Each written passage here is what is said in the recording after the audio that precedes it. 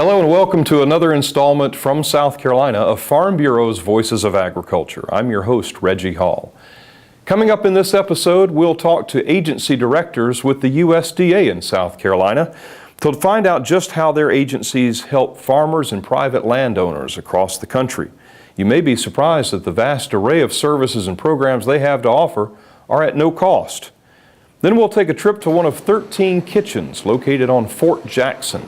That's the U.S. Army's largest training facility in the world. We'll talk about the attention the Army has placed on nutrition and about their move away from kitchen police or KP duty. As always, we'll close with our Palmetto Portraits, this time a special edition just in time for Veterans Day. Those stories and more coming up as Farm Bureau's Voices of Agriculture continues.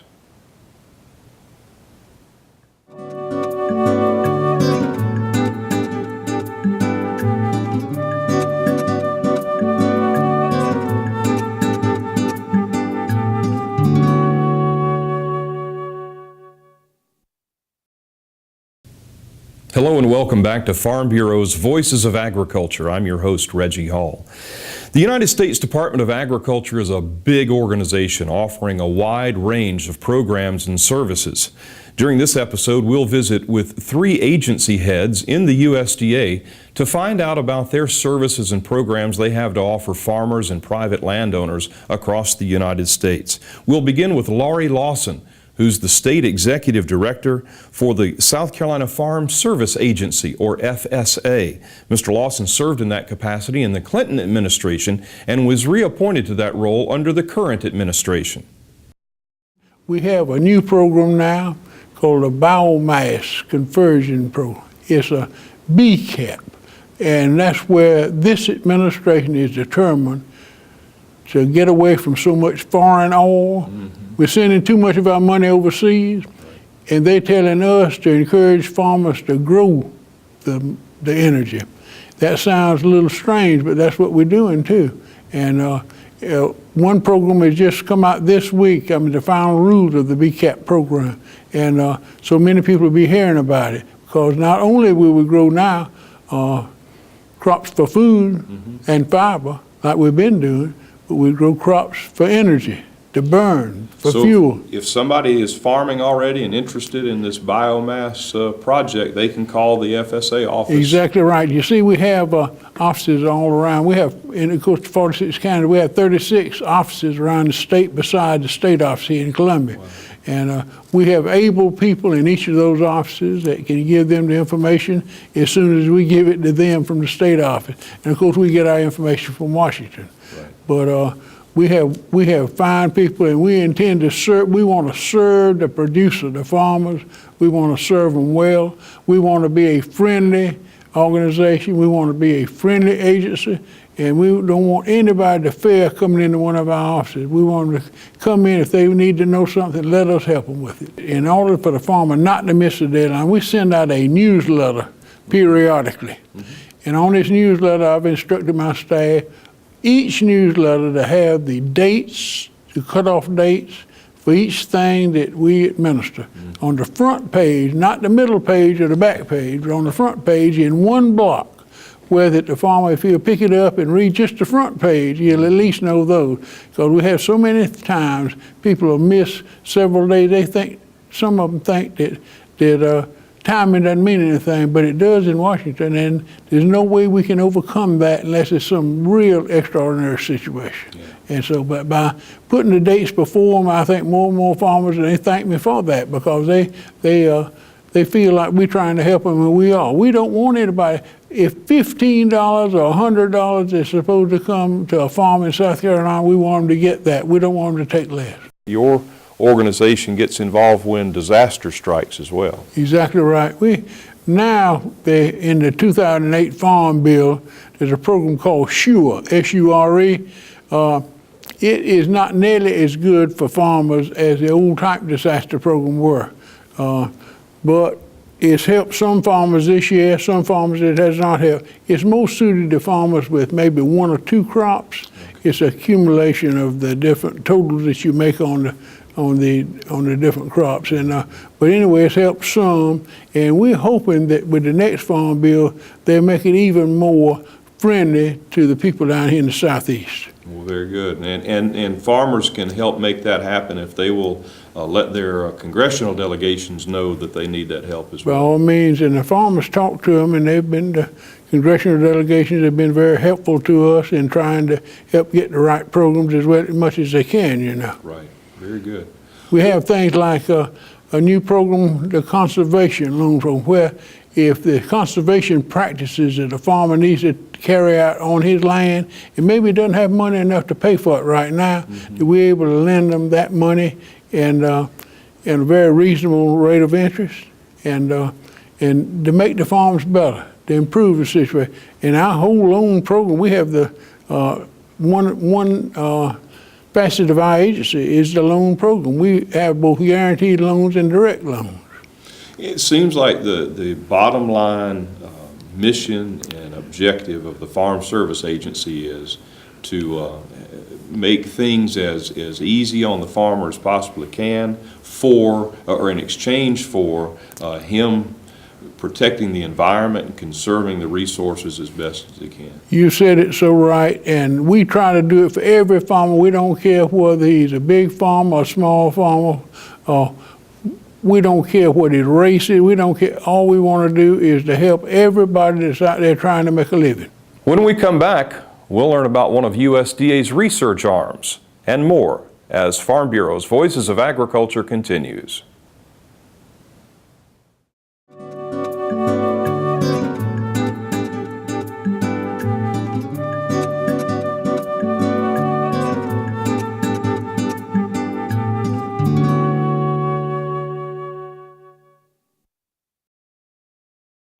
Hello and welcome back. I'm Reggie Hall, your host for South Carolina's edition of Farm Bureau's Voices of Agriculture. It's time now to meet Eddie Wells, the State Director for the Field Office in South Carolina for the National Agricultural Statistics Service. That's one of USDA's major research arms. As I understand it, you're the numbers guys for the USDA. That is correct. We refer to ourselves as the fact finders of agriculture. Tell us a little bit about the process and maybe some of the specifics about what you do and how you get these facts. Every 5th year we do a total census where we contact every farm operator in the U.S. And ask various questions. That particular data request is required by law. A response is required by law. But during the interim, we do a number of probability surveys where we take a sample of farmers so that we don't overburden the respondents, so the farmers can give us information about what is the condition of agriculture, how many acres are being raised, what are the livestock inventories, and so forth. Now, I know some people may, at least the farmers I know, they often don't like to stop and fill out forms and do interviews for television and that kind of stuff. They're busy working. And there is a value, though, behind being able to gather those statistics. These statistics are very valuable in terms of where will the market be, also in terms of how well is our farm organization, how well are our farmers doing, and how is this nation moving? Are we able to feed our people?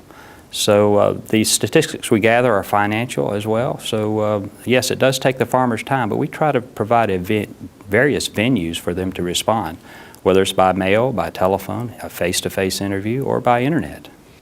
Now, I know we just completed a cycle of the 5-year survey in South Carolina. Is that right? The census? We did a 2007 census, and the data is collected during 2008.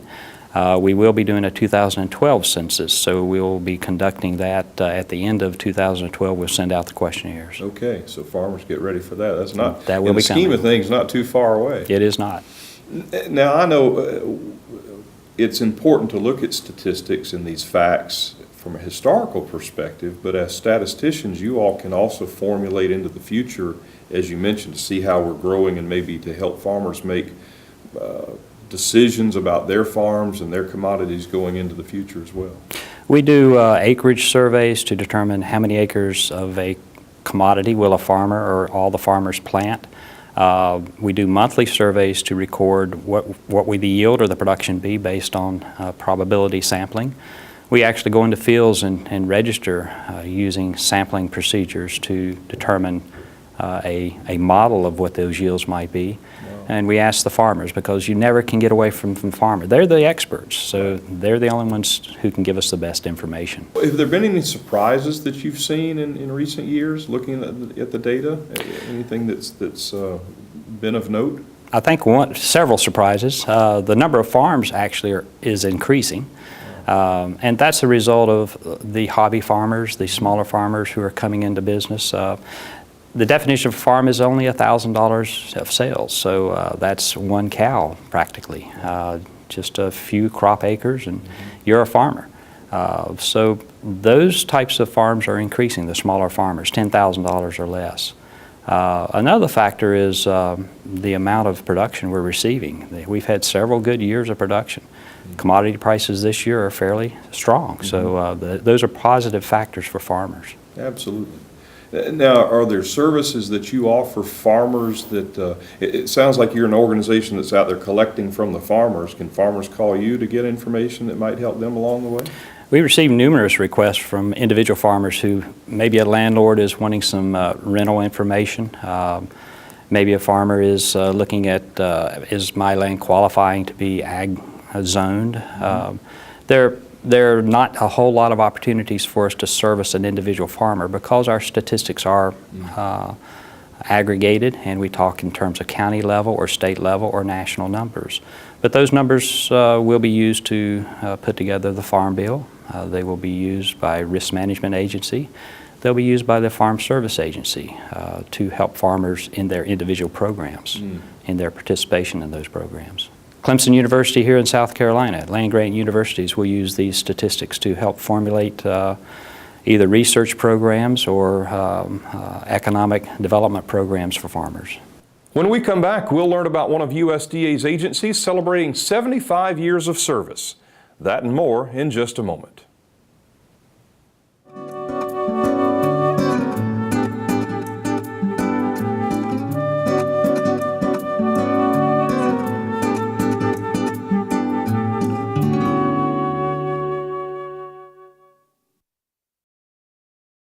Hello and welcome back to Farm Bureau's Voices of Agriculture. I'm your host, Reggie Hall, with the South Carolina Farm Bureau Federation. The USDA's Natural Resources Conservation Service, or NRCS, is celebrating 75 years of service this year. We sat down with state conservationist with the USDA, Ann English, to learn more about what her organization has to offer farmers and private landowners. We have been celebrating 75th year all year, and we're just excited to be around that long and to be able to provide services to the landowners and ranchers. What are some of those specific services that you do offer? We have different programs that we offer depending on the need or the natural resource concerns that the landowner have. We have, we call it our primary program, is the environmental incentive program, which is EQIP. We call it EQIP. And if you have resource concerns out there that really need to be addressed, like if you have soil erosion going on or water quality concerns, we have different practices and things that can help you address those. And we offer a cost share with that 75% to help you address that. And then we also have like the WRP program, which is the Wetland Reserve Program. That particular program is in place to help protect the wetlands or restore the wetlands or enhance whatever wetlands that we might have. Because years ago, when people were really farming in the lowlands, I call it the lowlands, they like to flood quite a bit. Sure. They were pushing it out and farming it. And now we realize, that ecosystem had a value there, and we need to bring that value back. Right. And so with that, we put an easement on it. They can do a permanent easement, which USDA will pay 100% of the cost for restoration. And then, of course, they'll give you the average market value for the land. How about that? Yes. Of course, you all can only do as much help and offer as many services as people will let you know there's a need. Yes, because our programs are all voluntary. And like I said, we're not a regulatory agency. Right. So as people come in and ask for assistance, we're more than happy to provide that assistance. What we have tried to do, and we work with a lot of landowners, is that we call it a resource management plan, where we will go out with you and walk your entire farm. and take a look, to take a look and show you and point out some things that you may not be aware of that may be water quality issues or could be soil erosion issues, just whatever you have going on. And then if you're interested in wildlife and stuff, we have the program that we call the Wildlife Habitat Incentive Program. If you're interested in bringing wildlife back, we have that type of program to help you to establish habitat or recreate habitat, depending on what it is, if you're looking for deer, quail, or even if you're thinking about fish, if you have a stream or something running through. Yeah. I had no idea. Oh, yeah. And those visits don't cost the farmer or the landowner, I should say, anything? No, those visits are absolutely free. How about that? That's great. Now, you've turned to technology to try to help get some of these best practices and some of this information out there through this video series that you have. Yes, we have 2 series that we've started. One is Pasture and Hayland, and the other one is talking about healthy soils. The Pasture and Hayland one, we got to talking amongst ourselves and with some of the producers and things, and some of our employees, and they said, we're always giving out papers, a lot of tech. And somebody said, wouldn't it be nice if we could do a video to show what we're talking about? Because a lot of time, the paper and stuff is real technical, a lot of jargon and carrying on. And so we worked with the South Carolina University, and we came up with this video. The pasture management, when I first saw it, I was just amazed, and I thought, this is awesome. Yeah, I didn't think you could make anything any better, but this healthy soil one, I think it topped it. It's a strong contender, but it tells you the things that you can do with your soil. It tells you about nutrient management, precision leveling. It talks about the type of crops that you can plant to put nutrients back into soil. Same thing with your pasture management DVD that we have. It also talks about how to cut your grass if you want to have forage growing all year round. It talks about pasture management, and it also talks about rotational grazing, if you're interested in that. So yes, and it has a bonus on the pasture DVD. It has restoration of streams, about 8 minutes of clips that were talking about restoration of streams. So that was a little bonus that they threw in there. How about that? That's great. All things directed to keep the environment in better shape and to protect it and conserve it for future generations. Yes, it is, because we don't think about it. We're here and we always think nothing will ever be depleted. It'll always last. But I remembered early on in my career, I was talking to some students and didn't think about it. They said, an inch of topsoil. If we lose an inch of topsoil, it takes about 100 years to replace just an inch of topsoil. Wow. And so that's precious. And so we're doing what we can to help the environment, to conserve it, so it'll be here for generations to come. It's not your father's mess hall. Stay tuned as we go out to Fort Jackson and visit one of 13 dining facilities to learn about the role agriculture plays in our national security. That and more coming up as Farm Bureau's Voices of Agriculture continues.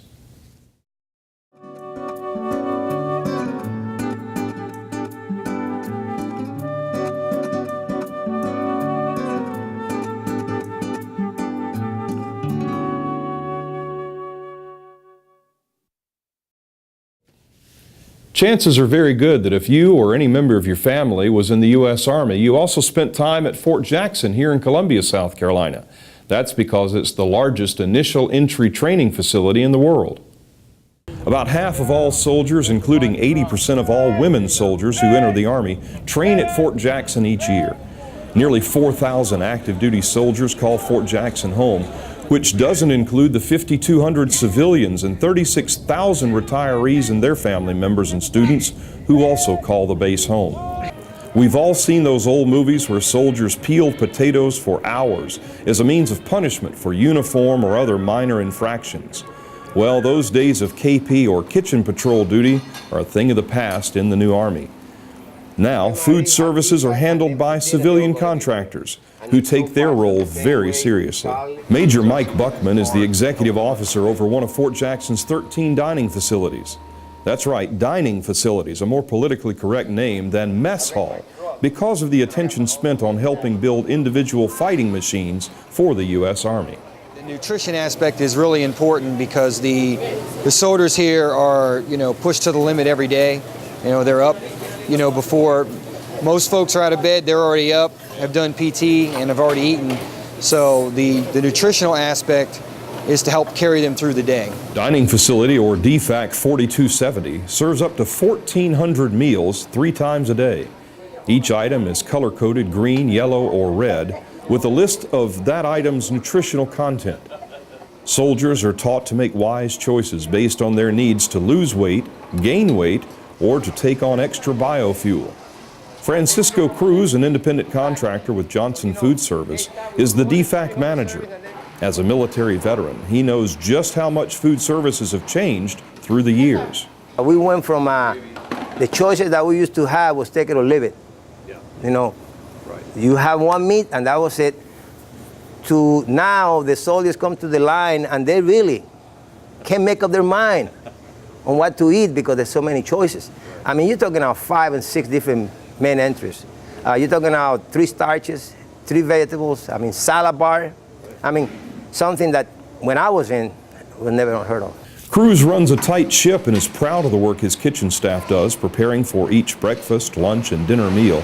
The staff works through a nutritionist pre-approved menu to offer trainees a number of healthy choices. Here we got, these are sandwiches. See, everything that is pre-made, these are ham and cheese sandwiches, which we're going to cook as needed. One motto Cruz works to instill in his staff, which also translates to the trainees who eat at his DFAC, is nutritional meals make Army strong soldiers. We're getting a lot of smart soldiers, and a lot of them, they want to stay trim. And from the time they come in at the reception station, they start teaching them about healthy items. Stay tuned. When Farm Bureau's Voices of Agriculture continues, we'll share our Palmetto portrait and a tribute to soldiers who have made huge and ultimate sacrifices to maintain our nation's freedom.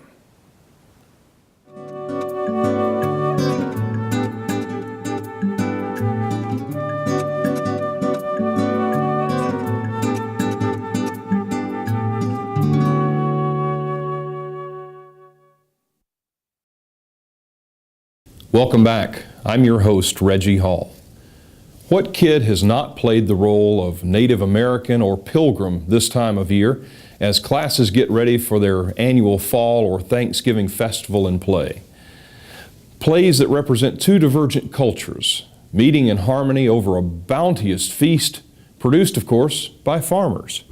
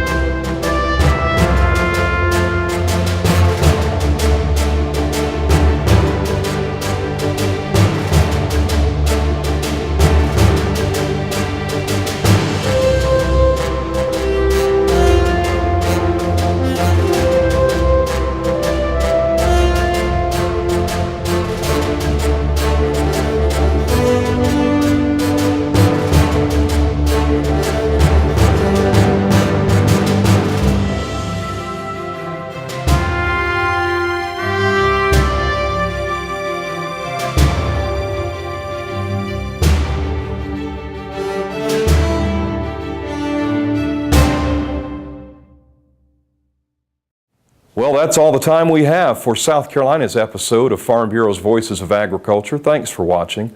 We hope you learned something from one of the 3 agency heads under the USDA here in South Carolina about their programs they have to offer. By the way, most of those are free to the public, to farmers and private landowners. Just give them a call to find out how they can help you and help meet your needs on the farm or with your land. Of course, thanks for joining us at Fort Jackson in one of their dining facilities and learning how the Army works to prepare its soldiers and keep them lean and mean. If you're interested in these stories or more, please log on to our website, scfb.org. There you'll find out all the information about Farm Bureau and how to join the South Carolina Farm Bureau. Until next time, we hope you'll join us in giving thanks for farmers as well as those who make the ultimate sacrifice to keep our nation safe and free. God bless.